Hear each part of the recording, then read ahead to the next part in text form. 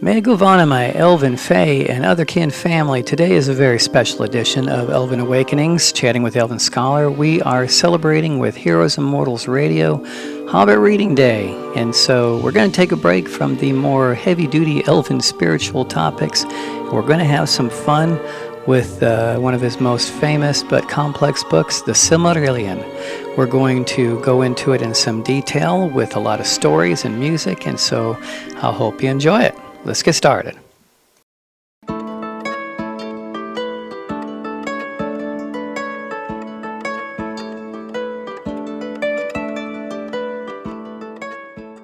Megavanan, and welcome my friends to Elven Awakenings, chatting with the Elven Scholar.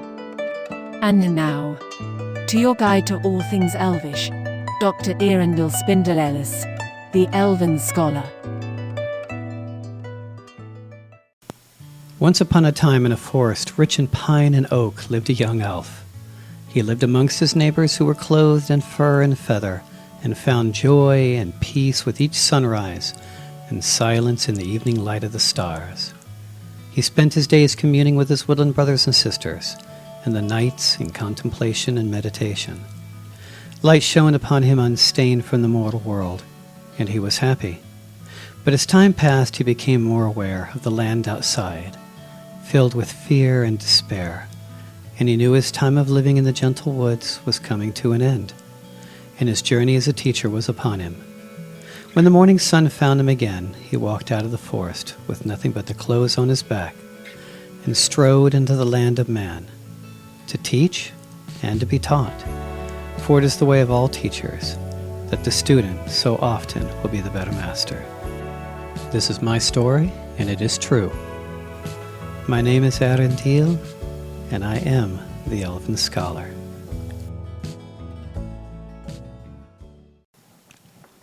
There was Eru the One, who in Arda is called Ilúvatar, and he made first the Ainur, the Holy Ones, that were the offspring of his thought, and they were with him before aught else was made. And he spoke to them, propounding to them themes of music, and they sang before him, and he was glad.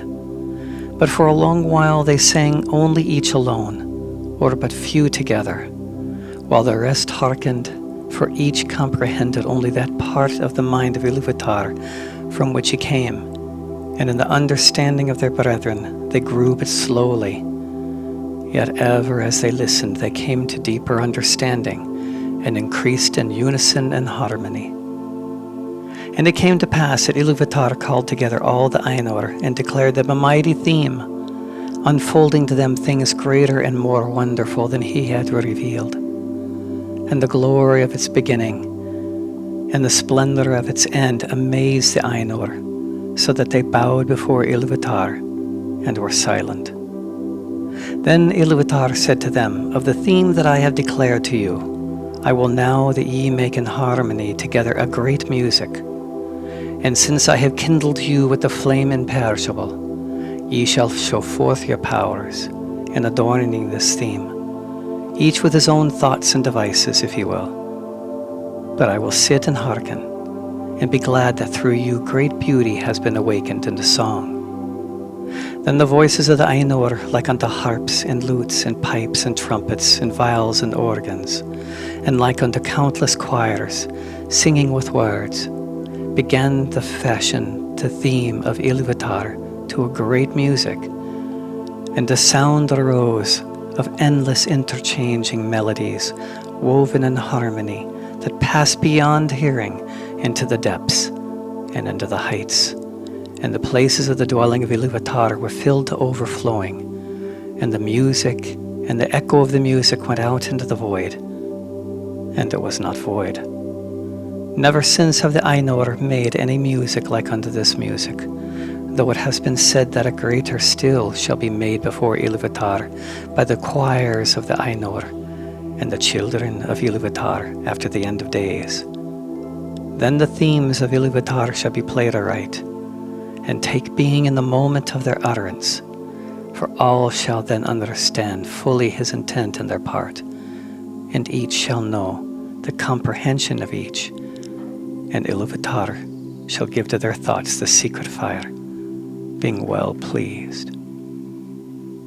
What you just heard was the first few paragraphs of the Silmarillion in the book called Ainu Lindale, which is the music of the Ainur. Basically, that is our creation story, how the universe came to be. And again, I have said this before, how more appropriate and beautiful and magical and rare it is that the universe, according to Tolkien, began with a song, began with music. So as I said, we're going to be talking about the Silmarillion today. I'm going to be playing a lot of different audio and video excerpts from wonderful people on YouTube who have already said it so well I don't need to reinvent the wheel, so to speak. So I'll be playing a lot of excerpts from them, explaining what the Silmarillion is. But in brief, it is some would say the culmination of the life's work of Tolkien, J.R. Tolkien, and it is the prequel to The Lord of the Rings, and prequel, obviously, to The Hobbit.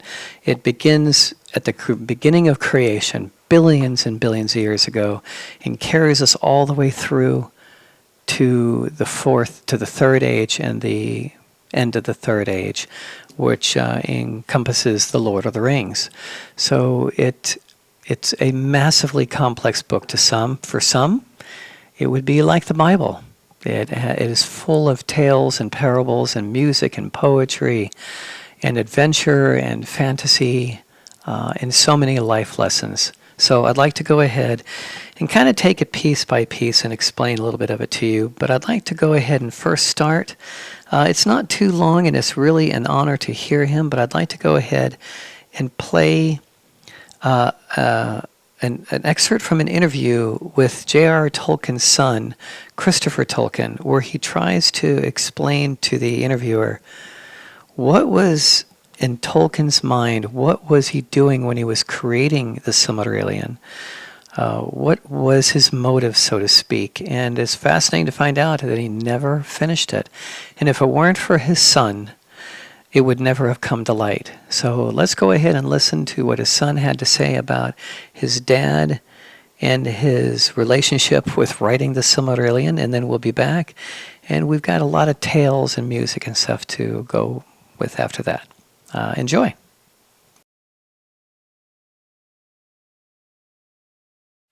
The Silmarillion was the primary, central work of my father's secondary world. One of the chief things that people know about it, I think, is that it was unfinished. But I think this is, in a way, misleading. The real point is that there were several Silmarillions. When he was a very young man, during the First World War, and in the years immediately following, he wrote a work called The Book of Lost Tales, which the little notebooks that he used still exist, little penny notebooks. And some parts of it, he recorded, were written in the trenches under shell fire. And this was the first Silmarillion, although he didn't then call it that.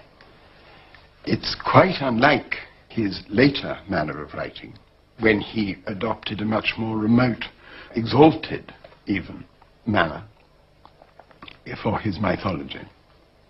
It's more immediate. It's even funny. It's written in an extraordinarily flowery, consciously archaic manner, which I think is very attractive. But there already, often in very early undeveloped forms, are the great stories, the great legends, which were an inspiration to him throughout his life. Above all, the Lay of Beren and Luthien, and the tragedy of Turin Turambar. Another Silmarillion was already in existence by about 1930. And that is very different. It's as I say, it's in a more remote style, and it's more chronicle-like.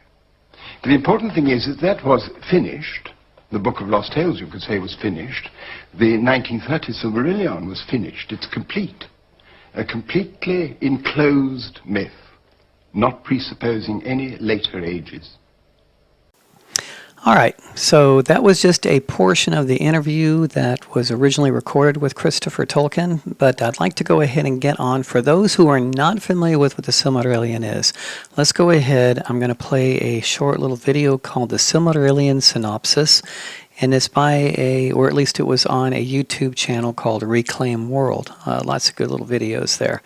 So this kind of goes in 7 minutes, kind of runs through the Silmarillion a little bit. So for those who are not used to it, I don't want you getting lost in this this hour. So I'm going to go ahead and play that so that you kind of get a brief introduction to what the Silmarillion is. And then I'd like to do a little bit more detail and play some music as well. All right, so this is a short synopsis on the entire book of the Silmarillion.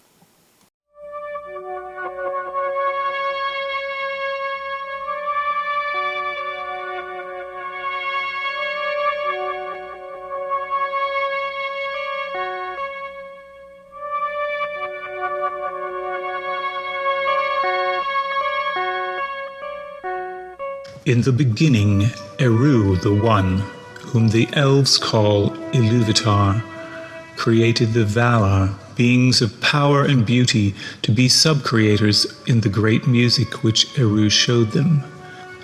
And Melkor was the greatest among them, but he sang his own theme, and Eru contained his discord 3 times, and then stopped the music. Then he said, "Behold your music! Let these things be." And the Valar knew that Eru had made a new thing, Arda, the world that is. Then the Valar took shape and hue, but the earth was as yet unshaped and dark. So began their long labors for ages uncounted and forgotten. But Melkor worked also, and he desired to take dominion of Arda.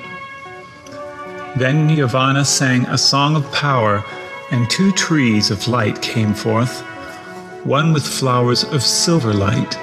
The other tree bore a fruit of yellow flame. Thus Valinor was filled with light, but Middle-earth remained dark and was lit only by starlight. Now the Valar looked for the hour that Iluvatar had appointed. Then at last the firstborn children of Iluvatar awoke in Middle-earth, the elves. So the Valar brought them on a great journey across Middle-earth, and over the sea to Valinor in the west.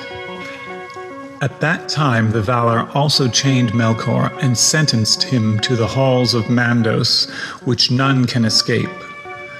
But after his term was complete, he feigned penitence and a desire to heal the hurt he had caused. So he was released.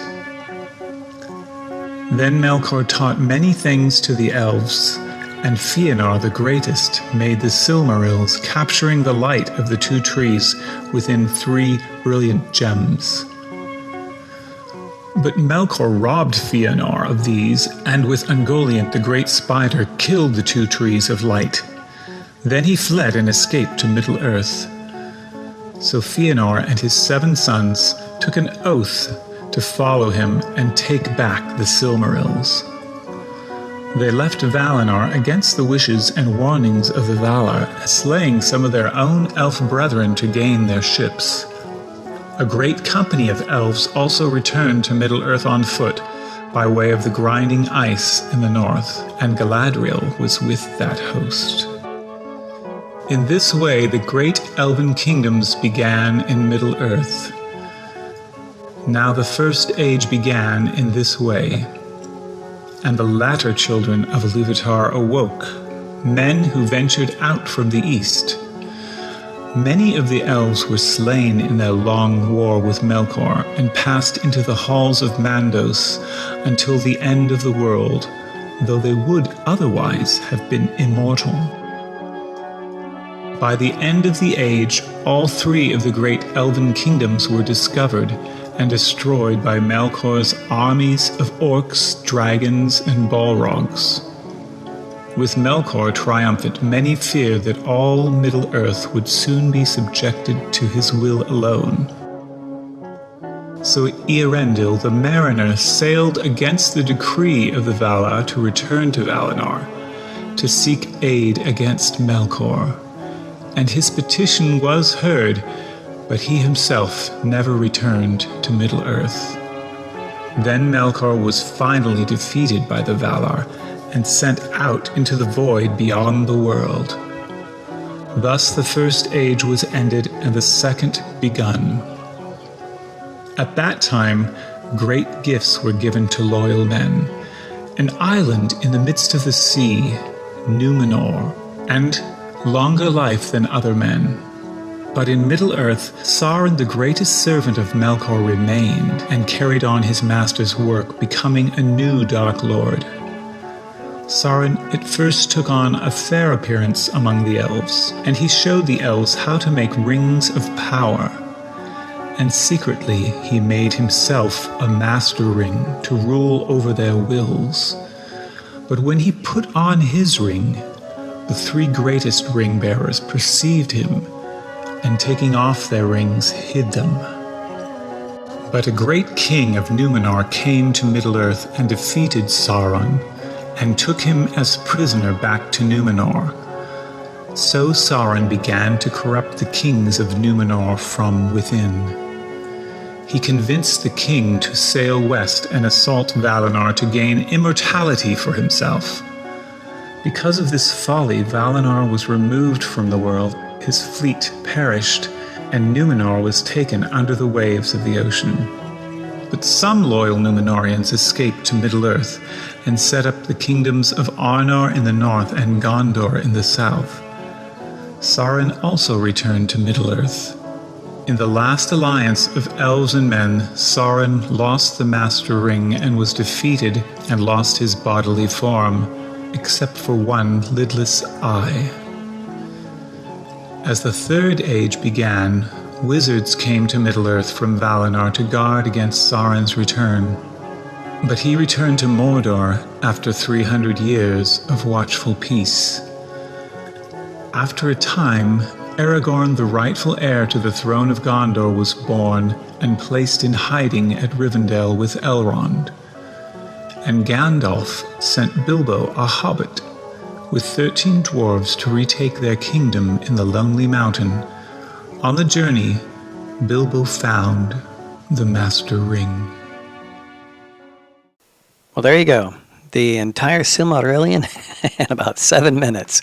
Obviously, that does not do it justice, but I'm trying to introduce to those out there that are not very familiar with the Silmarillion book what it more or less was about. But a very important piece of information that still needs to be discussed here, and that is what the book was named after, the Silmarils. 3 very, very special gems that were created by an elf named Feanor. And within those stones, within those gems, those 3 special jewels holds the light of the 2 trees.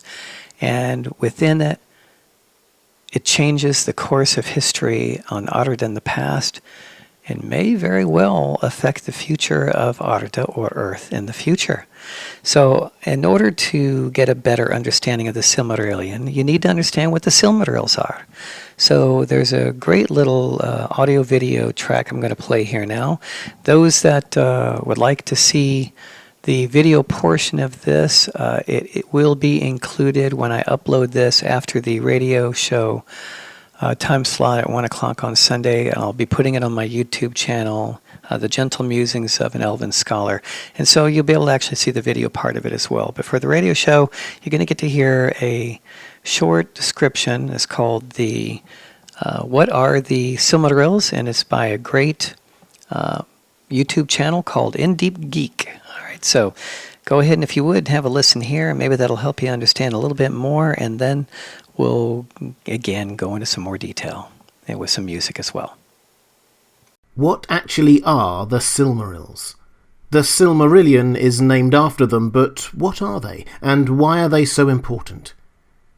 Hi everyone, this is Robert. Welcome to In Deep Geek. The Silmarils are obviously central to the Silmarillion, or at least the largest part of it. The Quenta Silmaril, literally History of the Silmarils, is the largest of the 5 books of the Silmarillion and the most story-driven, with great characters and narratives. It's clear Tolkien loved writing about them. But by the time of The Lord of the Rings, the Silmarils were ancient history. So, what were they, and why were they so important? To understand their creation, we have to go way back in time to the years of the trees, before even the First Age. In that time, light was brought to the land of the Valar by 2 trees, Telperion and Lorelin, the only other source of light then being the stars. And the light of those trees was beautiful, just pure and bright and beautiful. Now, at the time, there was a Noldor elf by the name of Feanor. I'm sure I'll do more videos on him because he really was a hugely important and charismatic figure, heir to the kingship of the Noldor, a mighty warrior, a linguist and craftsman without equal. He made the Palantiri, those powerful seeing stones we come across in The Lord of the Rings, for example. But his masterwork was the creation of the Silmarils, 3 jewels that held the light of the 2 trees, Telperion and Lorelin. This was an astonishing feat, and there are many layers to this story. He was inspired, so it was said, by Galadriel's hair, yes, she was around then, which shone bright gold and silver, and people said captured the light of the 2 trees in its tresses. Feanor wanted to capture and preserve the light of the trees forever. Perhaps this was some premonition of the fate of the trees, for they would not last, and it was almost certainly also at the prompting of Melkor, the original big baddie of Tolkien's world. Melkor had been released from his chains and had convinced the Valar that he had changed his ways. He was actually, rather successfully, trying to turn the Noldor elves against the Valar. Anyway, Feanor poured everything into the creation and crafting of the Silmarils. They were from an entirely new substance, Silima, crystalline and unbreakable, and somehow, as he had intended, capturing the very light of the trees. They shone in the dark and were even brighter in the light. The Valar hallowed them so that no mortal or evil hand could touch them without being burned. The feat of their creation was unparalleled and unrepeatable. Feanor alone knew the secret of their creation, and he had poured so much of himself into it that he knew he could never make any more. As is the way with a lot of Tolkien's in-world artefacts, think of the One Ring and the Arkenstone as well, their mere astonishing presence started to cause people to covet them, and that led to confrontation, strife, war, and tragedy. People's desire to possess the Silmarils led to much of the conflict of the First Age, hence the story of the First Age in the Silmarillion being named Quenta Silmaril. The first person to succumb to an obsession with the Silmarils was probably Feanor himself. He alternately wore them with great pride and then locked them away so that no one else could touch or see them.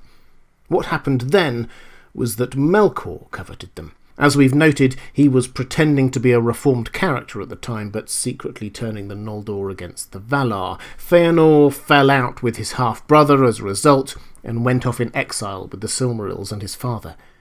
When he returned to make up with Fingolfin, his half-brother, after the Valar had rather belatedly realised that a lot of all of this was Melkor's fault, Melkor struck.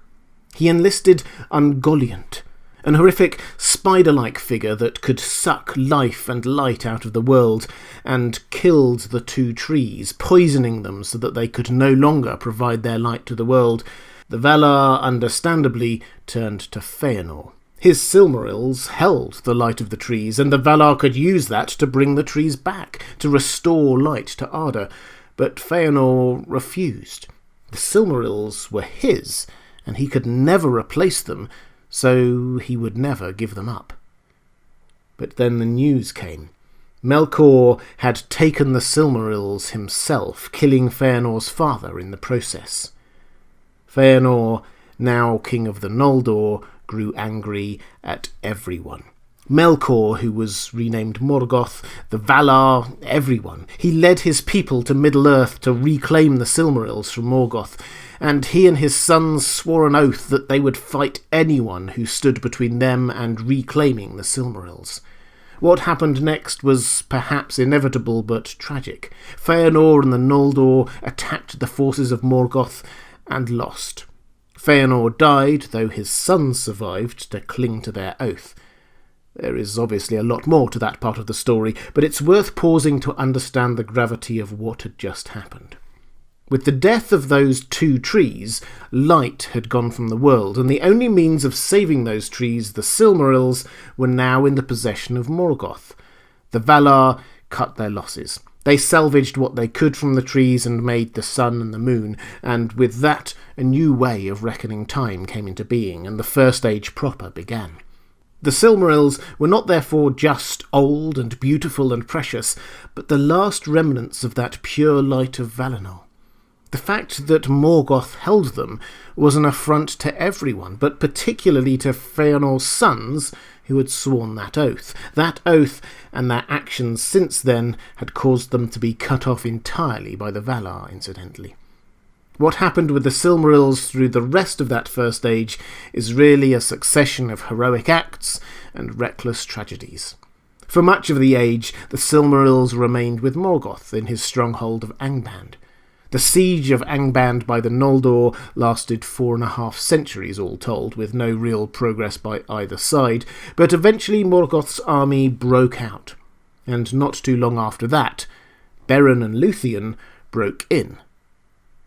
The story of Beren and Luthien is one of the 3 great stories of the Silmarillion, and this is just a part of it. But basically, in order to win the hand of the woman he loved, Beren was tasked with getting one of the Silmarils from Morgoth and giving it to Thingol, Luthien's father. This was intended as a hopeless task, but they managed it anyway. So Morgoth then had 2 of the Silmarils, and Thingol, a Sindarin elf, had the other. That Silmaril went through a few sets of hands. Thingol had it set in the Norglamir, a precious necklace made by some dwarves. The dwarves who did it decided that the necklace and the Silmaril set in it were actually theirs, so they took it, killing Thingol and a lot of elves along the way. Beren then got it back off of them, killing a lot of dwarves along the way. He gave it to Luthien, his love, who wore it until she died. It then passed Dior, her son, by which time the sons of Feanor decided to claim it. Remember, Feanor had made the Silmarils in the first place, and he and his sons had sworn an oath to let nothing and no one get in the way of them reclaiming the jewels. The sons of Feanor attacked, and lots more elves died, but they didn't get the Silmaril. That was spirited away by Elwing, Dior's daughter. From her it ended up with Eärendil. As I said, it passed through quite a lot of hands, and wherever it went, death and destruction followed. But Eärendil was the last person to have it. He was quite an important person in the history of Middle-earth, and he set sail across the Western Sea to beg the Valar's intervention against Morgoth. As a general summary of the First Age, elves fighting each other because of ego, greed and misunderstanding, and the sons of Feanor stopping at nothing to try to reclaim the Silmarils while Morgoth grew in strength, is probably pretty close to the mark. Eärendil's voyage to try to stop all the madness is not just understandable, but noble.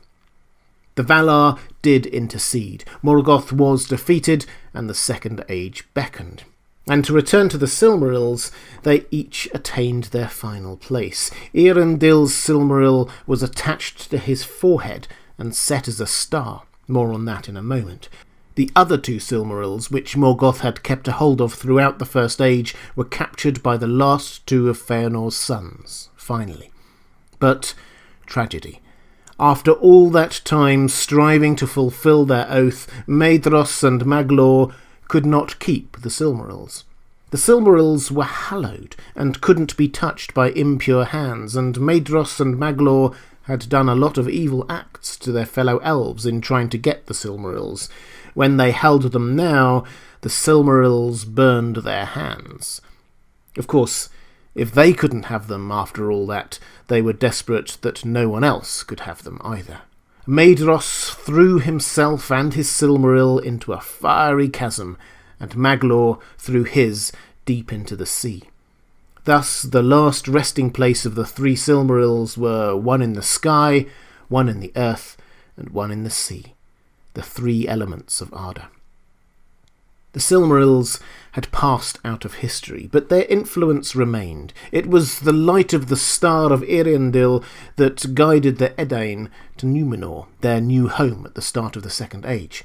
The legends of the 3 jewels were still told in the time of the Lord of the Rings, and perhaps most importantly, the light from Eärendil's star played a crucial role in the destruction of the ring. The Phial of Galadriel, the light that Galadriel gave Frodo as a parting gift in Lothlorien, contained light from the Star of Eärendil. In other words, the Silmaril itself. It's no coincidence literarily that this gift came from Galadriel, whose hair had apparently inspired the creation of the Silmarils in the first place, and also that it was used to defeat Shelob, the descendant of Ungoliant, the spider creature who had destroyed the light all that time ago. These are subtle references that can only be picked up on if you know the history of Middle-earth. Tolkien certainly knew how to reward a careful reading of his creation. The Silmarils, or the desire to possess the Silmarils, also tells us a lot about some important characters, like Morgoth. We often think of him sitting in his dark fortress, hating all light and goodness, but as is often the case with Tolkien's work, this characterization is an oversimplification. We're told that when he first looked upon the Silmarils, envy was in his heart, not because he hated light and beauty, but because he wanted it. He wanted the ability to create, to craft, to be light and beauty. This became twisted to him wanting to get rid of the true light and be recognised as the holder of light, the holder of the Silmarils. So he destroyed the trees, took the Silmarils, and set them in his iron crown, wanting to be seen as the Lord of Light, even in the darkness. The Silmarils are often also held up as a precursor of the One Ring, items of great power that corrupt those who seek to possess them. There is definitely an element of this going on, but fundamentally the Silmarils are different. The One Ring was created by Sauron, pouring all of his hatred, cruelty, and lust for power into it. The Silmarils, on the other hand, were hallowed. They were, though Tolkien doesn't use this exact word, holy. People did lust after them and do horrendous things to get to them, but that came from them, not the Silmarils themselves. It's as if Tolkien uses the Silmarils to remind us that we can't blame all the ills of the world on evil things corrupting people, as could have been the takeaway message from the One Ring, but he wants to show us that there is evil, or the potential for pride, envy, and a lust for power in all of us. It's up to all of us ourselves to be our better selves, not just blame it all on the evil magic ring. All right, and thank you, In Deep Geeks, for that. That was a great description of what are the Silmarils. As you heard in there, that the Silmarils were made by a very powerful and very talented elf called Feanor. All right. Later in the story of the Silmaril is probably one of the most powerful oaths ever recorded or ever written, and that is the Oath of Feanor. Oaths can be a very dangerous thing, as Tolkien was trying to teach us, that you shouldn't swear by God or by earth or by anything else, because an oath can and will indeed in its own way be incredibly binding, and another word would be karma, but in making the oath. But you're not supposed to make oaths. And so Feanor, when his Silmarils were stolen and his dad was killed, he vowed that he would eventually go get them, and he would fight against, basically, God and the angels themselves and whatever it took to get it. And this oath is, at least within the epic tales, is the most powerful oath ever given. And I have never heard it put so well, or ever heard it replicated by anyone more than I have than by Alex Legenbach from Alex Sonic's Music, a YouTube channel. You've probably already heard, if you haven't, and I imagine it'll be played a few times, but I did a wonderful interview with him. And he is basically taking the Silmarillion and composing it into music, into multiple albums. Quite an undertaking, the Silmarillion soundtrack. And so I hope you catch the interview throughout this weekend. Okay, but he composed and did this, produced the Oath of Feanor in a more powerful way than I've ever heard before, more true to the story and the passion and the anger and the again, the passion that came from that oath. He captured it beautifully. So I'd like to go ahead and play that with a background of music. All of this is composed by Alex. I hope you are able to go and take a look at his YouTube channel, Alex Sonics Music. Amazing composer, and he's out of Germany. So we're going to go ahead and play the Oath of Feanor, and then we're going to talk about maybe the most beautiful love story ever created, and that is within the Silmarillion also. So enjoy, with all of its passion, the Oath of Feanor. And one special note, this is a great treat. Not only did Alex transcribe the Oath and compose fantastic, passionate orchestral music to it, it's also completely in Elvish, the Quenya language. So those who would like to, again, catch this radio show after 1 o'clock on Sunday, I will have it on my YouTube channel, The Gentle Music of an Elven Scholar, with the video portion of it as well. And so while he's singing this in Quenya, beautifully done, you'll also be able to see the translation. So enjoy it. It is quite stunning.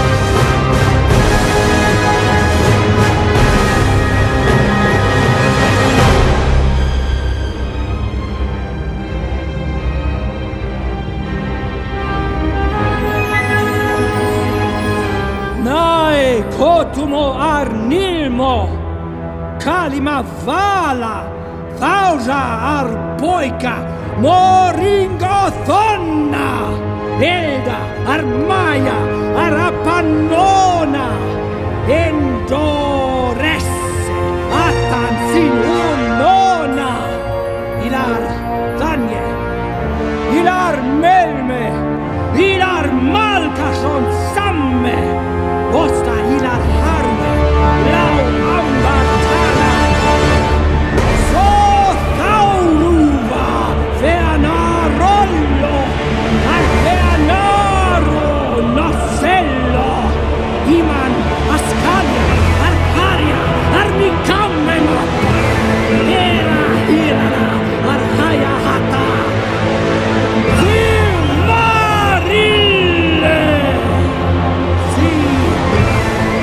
Dalme ilia un quale sola cavalme menna ave metta qualme te l'ambar metta metta lasta e illumata.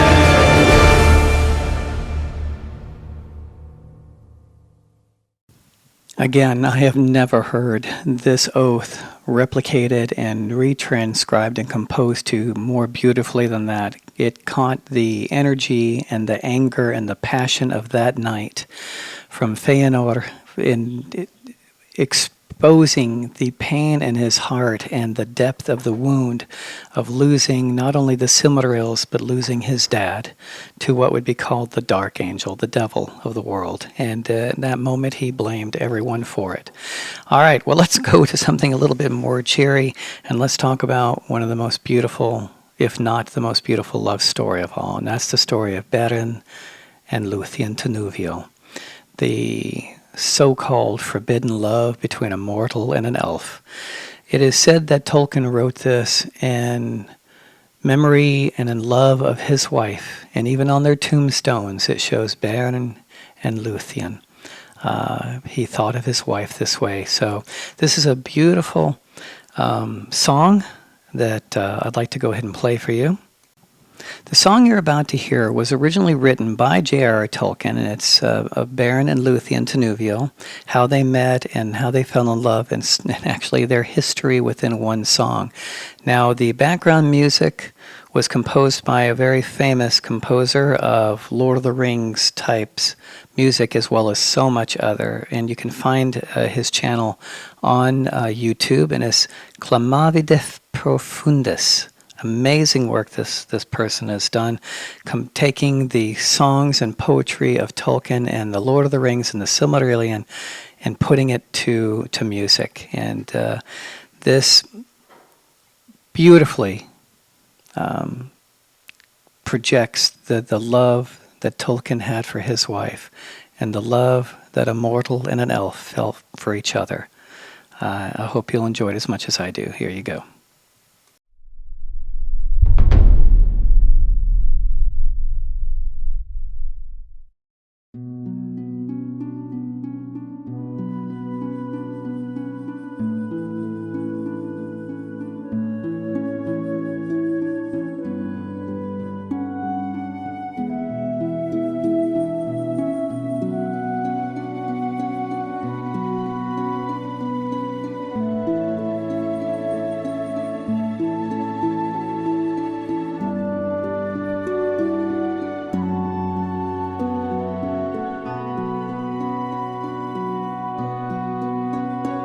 The leaves were long, the grass was green, the hemlock umbels tall and fair, and in the glade a light was seen of stars in shadow shimmering.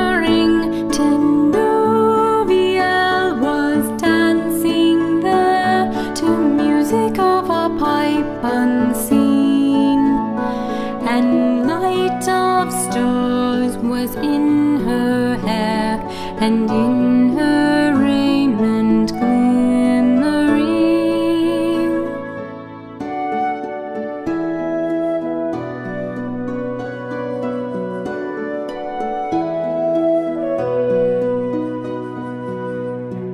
There Beren came from mountains cold, and lost he wandered under leaves, and where the Elven river rolled, he walked alone and sorrowing. He peered between the hemlock leaves, and saw in wonder flowers of gold upon her mantle and her sleeves, and her hair like shadow following.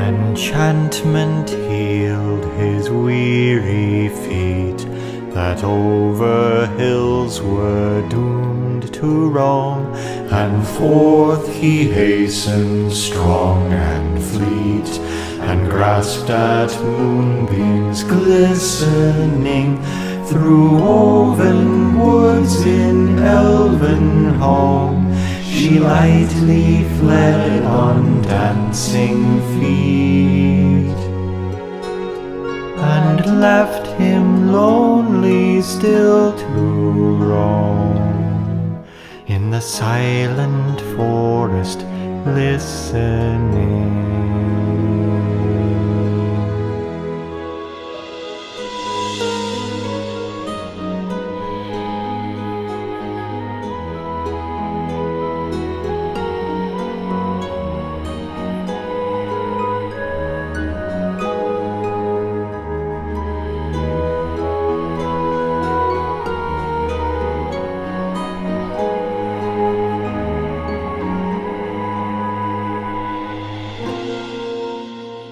He heard thereof the flying sound of feet as light as linden leaves, or music welling underground in hidden hollows quavering. Now withered lay the hemlock sheaves, and one by one, with sighing sound, whispering fell the beechen leaves in the wintry woodland wavering.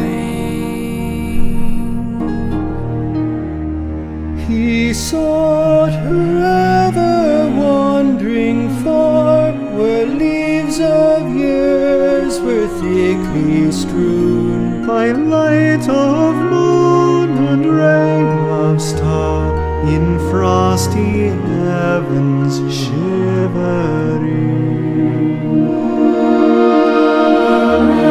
So glinted in the moon, as on a hilltop high and far, she danced and at her feet was strewn a mist of silver quivering.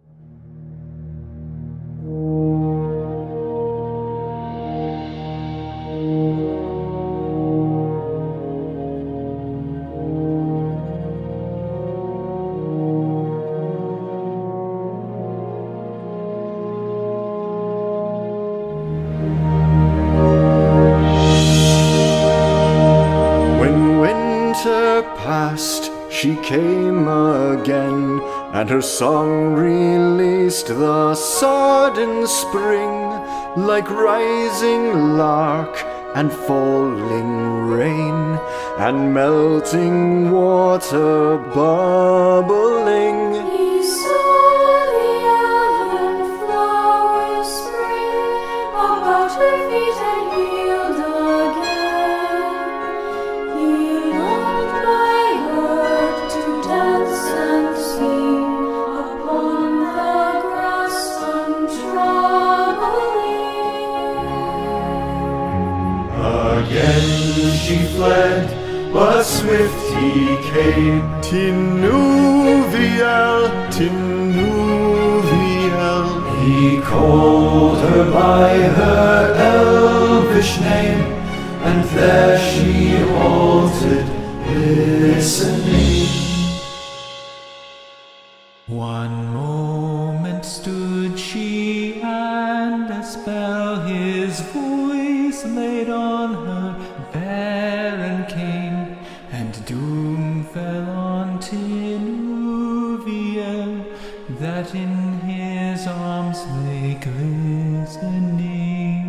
As Beren looked into her eyes, within the shadows of her hair, the trembling starlight of the skies, he saw their mirrored shimmering the elven fair, immortal maiden, elven wise, about him cast her shadowy hair, and arms like silver glimmering.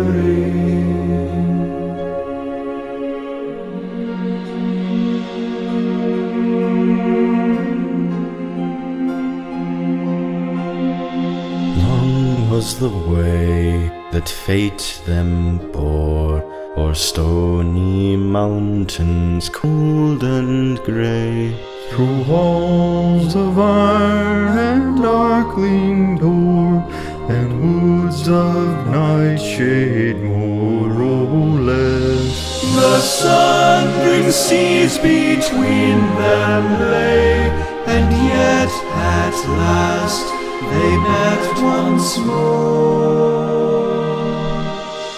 And long ago they passed away in the forest, singing sorrowless.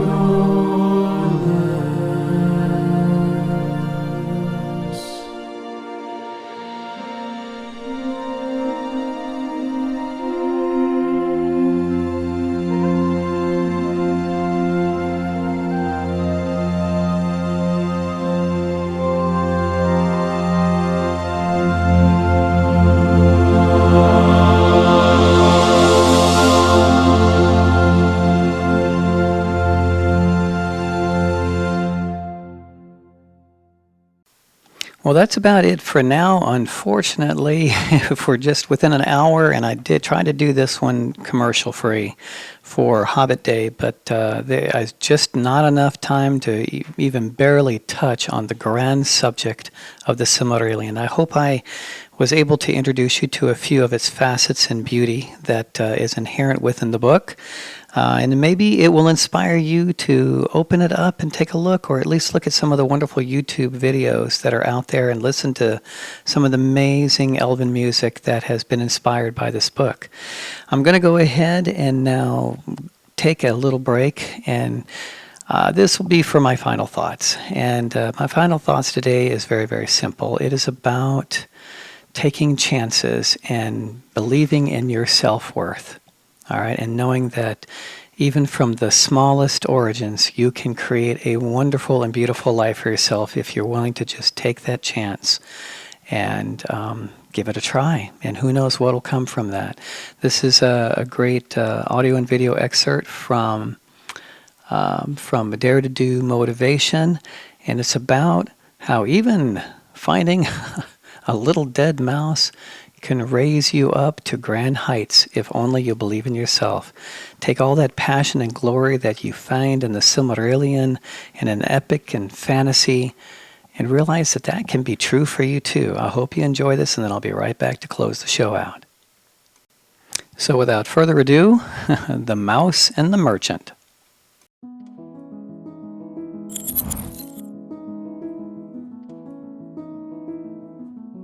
Once upon a time, an important advisor to a certain king was on his way to a meeting with the king and other advisors. Out of the corner of his eye, he saw a dead mouse by the roadside. He said to those who were with him, "Even from such small beginnings as this dead mouse, an energetic young fellow could build a fortune. If he worked hard and used his intelligence, he could start a business and support a wife and family." A passerby heard the remark. He knew this was a famous advisor to the king, so he decided to follow his words. He picked up the dead mouse by the tail and went off with it. As luck would have it, before he had gone even a block, a shopkeeper stopped him. He said, "My cat has been pestering me all morning. I'll give you 2 copper coins for that mouse." So it was done. With the 2 copper coins, he bought sweet cakes and waited by the side of the road with them and some water. As he expected, some people who picked flowers for making garlands were returning from work. Since they were all hungry and thirsty, they agreed to buy sweet cakes and water for the price of a bunch of flowers from each of them. In the evening, the man sold the flowers in the city. With some of the money, he bought more sweet cakes and returned the next day to sell to the flower pickers. This went on for a while, until one day there was a terrible storm with heavy rains and high winds. While walking by the king's pleasure garden, he saw that many branches had been blown off the trees and were lying all around. So he offered to the king's gardener that he would clear it all away for him, if he could keep the branches. The lazy gardener quickly agreed. The man found some children playing in a park across the street. They were glad to collect all the branches and brush at the entrance to the pleasure garden, for the price of just 1 sweet cake for each child. Along came the king's potter, who was always on the lookout for firewood for his glazing oven. When he saw the piles of wood the children had just collected, he paid the man a handsome price for it. He even threw into the bargain some of his pots. With his profits from selling the flowers and the firewood, the man opened up a refreshment shop. One day, all the local grass mowers who were on their way into town stopped in his shop. He gave them free sweet cakes and drinks. They were surprised at his generosity and asked, "What can we do for you?" He said there was nothing for them to do now, but he would let them know in the future. A week later, he heard that a horse dealer was coming to the city with 500 horses to sell. So he got in touch with the grass mowers and told each of them to give him a bundle of grass. He told them not to sell any grass to the horse dealer until he had sold his. In this way, he got a very good price. Time passed until one day, in his refreshment shop, some customers told him that a new ship from a foreign country had just anchored in the port. He saw this to be the opportunity he had been waiting for. He thought and thought until he came up with a good business plan. First, he went to a jeweler friend of his and paid a low price for a very valuable gold ring with a beautiful red ruby in it. He knew that the foreign ship was from a country that had no rubies of its own, where gold too was expensive. So he gave the wonderful ring to the captain of the ship as an advance on his commission. To earn this commission, the captain agreed to send all his passengers to him as a broker. He would then lead them to the best shops in the city. In turn, the man got the merchants to pay him a commission for sending customers to them. Acting as a middleman in this way, after several ships came into port, the man became very rich. Being pleased with his success, he also remembered that it had all started with the words of the king's wise advisor. So he decided to give him a gift of 100,000 gold coins. This was half his entire wealth. After making the proper arrangements, he met with the king's advisor and gave him the gift, along with his humble thanks. The advisor was amazed and he asked, "How did you earn so much wealth to afford such a generous gift?" The man told him it had all started with the advisor's own words not so long ago.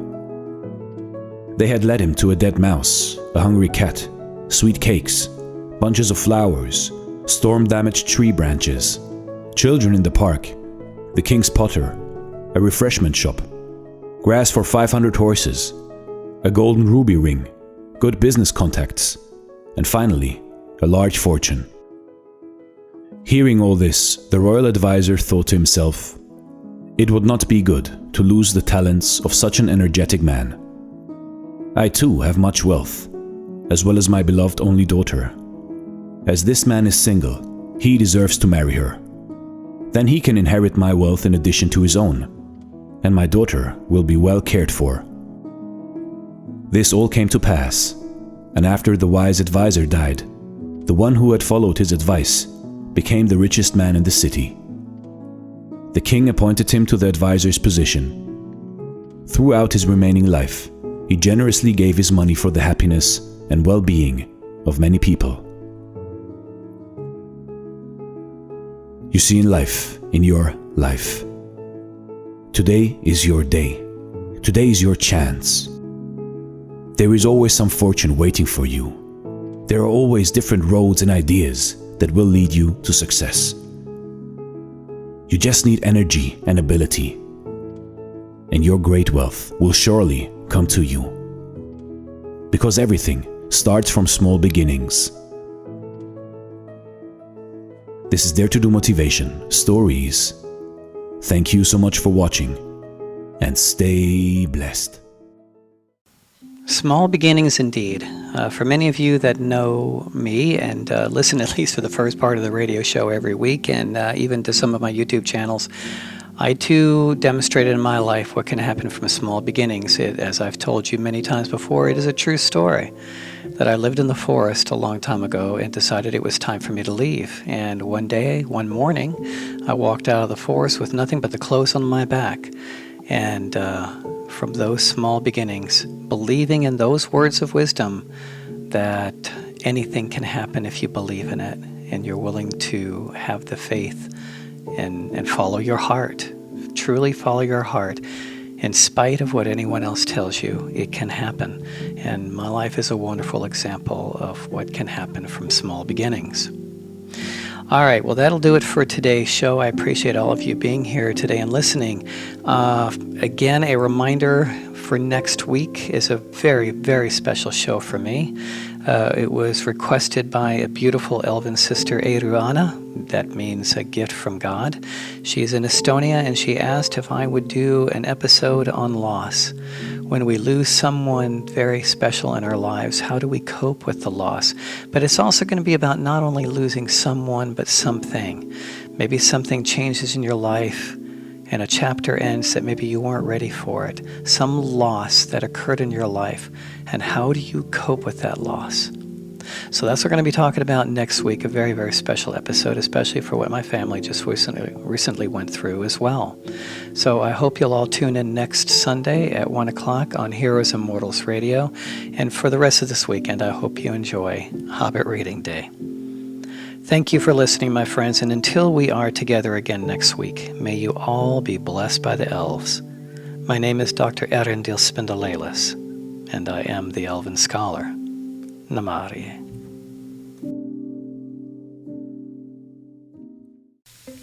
Megavanen, and welcome to our YouTube channel, The Gentle Musings of an Elven Scholar. My name is Dr. Erendil Spindalelis, and I am the Elven Scholar. Join me on this journey exploring all things Elven. Learn about Elven culture, healing, diet, meditation, and Elven spirituality. Come and take this adventure with me, and together we can find that inner light and balance that exists within each one of us. Namarie.